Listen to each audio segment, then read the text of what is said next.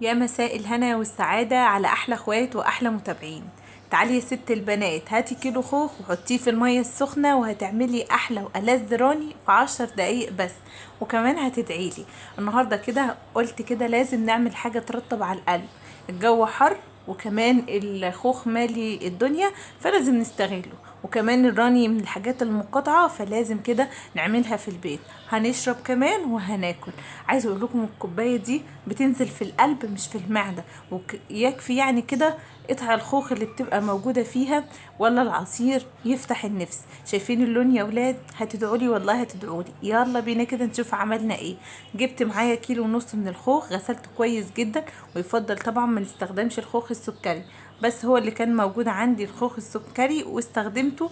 بس الخوخ التاني اللي بيبقى محمر شويه بيدي نتيجه افضل بكتير.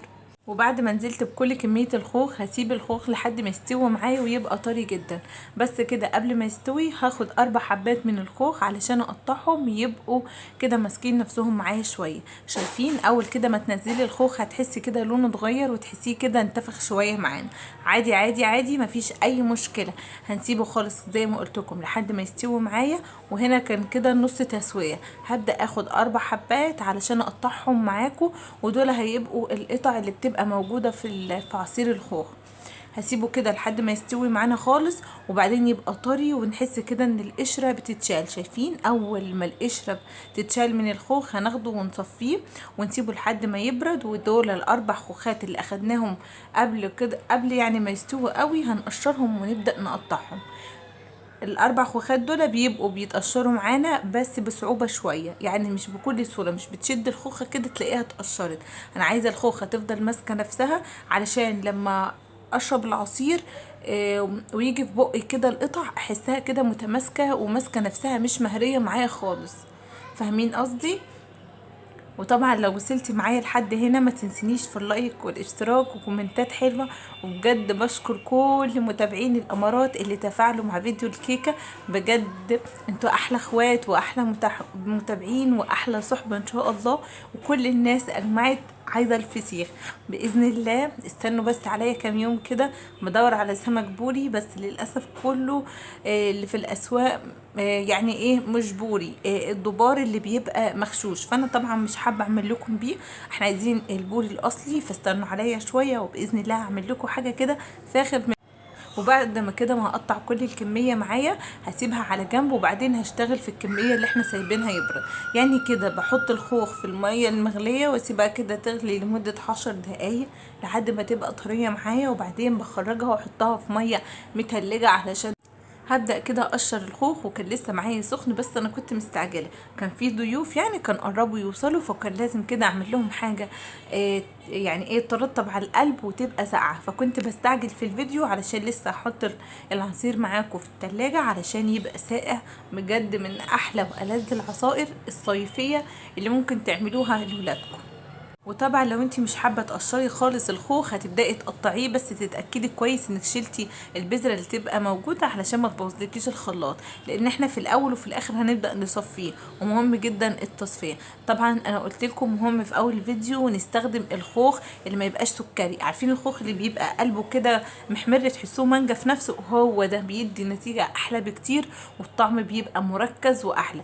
بس زي ما قلت لكم كان في ضيوف جايين لي بعد حوالي ساعه، فقلت لازم اعمل اي حاجه في البيت. بفتح التلاجة ملقتش غير الخوخ، فقررت كده استخدم الخوخ. وشايفين لما استوى معايا بيطلع معايا بكل سهوله، ما بيغلبنيش. وشايفين بصوا مسافه ما تفتحوها بتشيلوا البذره بكل سهوله.